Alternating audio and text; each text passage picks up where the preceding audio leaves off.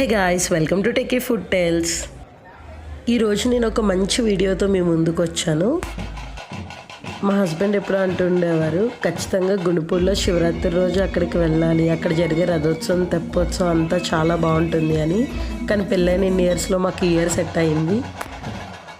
ప్రతి ఒక్క టెంపుల్కి ఏదో ఒక విశిష్టత ఉంటుంది కదా, అలాగే ఈ సోమేశ్వర స్వామి టెంపుల్ విశిష్టత తెలిసిన తర్వాత నేనైతే చాలా ఆశ్చర్యపోయాను. ఈ గుడిలో ఉండే శివలింగాన్ని స్వయంగా చంద్రుడు ప్రతిష్ఠించారు. అందుకే ఆయన పేరు మీదుగానే దీన్ని సోమేశ్వర క్షేత్రం అని పిలుస్తారు.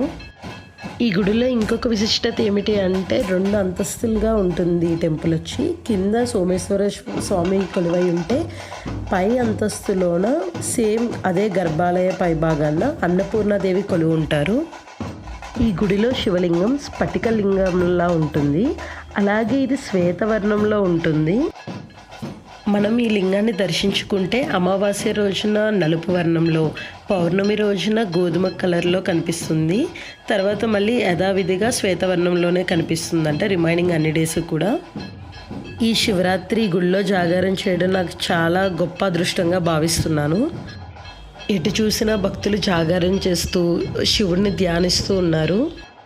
అలానే బ్రాహ్మణులు వాళ్ళు స్వయంగా తయారు చేసిన ప్రసాదాలు తీసుకొస్తూ బాజా భజంత్రీలతో గుడి చుట్టూ తిరుగుతున్నారు. మనం ఏం కోరుకున్నా తప్పకుండా నెరవేరుతుందని చాలా నమ్మకంతో పూజిస్తారు.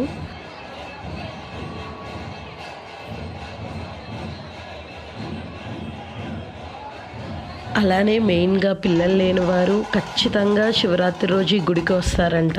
ఎందుకు అంటే శివుడికి దిష్టి తీసిన అన్నం ఉంటుంది కదా, అది అన్నం ముద్దల కింద చేసి పిల్లలు లేని వాళ్ళు చెంగులో వేస్తారంట.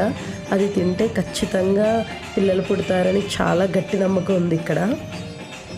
ఆ ప్రసాదాన్ని తీసుకోవడానికి చాలా ఊర్ల నుండి వస్తున్నారు. శివరాత్రి రోజునే తెల్లవారుజామున శివుడికి కళ్యాణం చేస్తారు. ఈ కళ్యాణం అయిన తర్వాత అమావాస్య వస్తుంది కదా, వచ్చిన వెంటనే పార్వతీదేవిని అత్తగారింటికి తీసుకువెళ్తారంట రథంలో. దాన్నే రథోత్సవం అని కూడా అంటారు. తర్వాత మళ్ళీ పార్వతీదేవిని వీరభద్రుడి గుడి వరకు తీసుకువెళ్ళిన తర్వాత అక్కడి నుంచి అమావాస్య గడియలు ఉండగానే తిరిగి మళ్ళీ గుడికి తీసుకొచ్చేస్తారంట.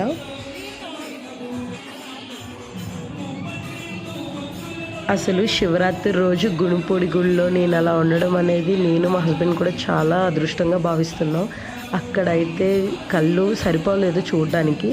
అందుకే మీకు ఈ వీడియో రూపంలో చూపిద్దామని అనుకుంటున్నా. ఈ వీడియో మీకు నచ్చినట్లయితే please like, share and subscribe. Thanks for watching.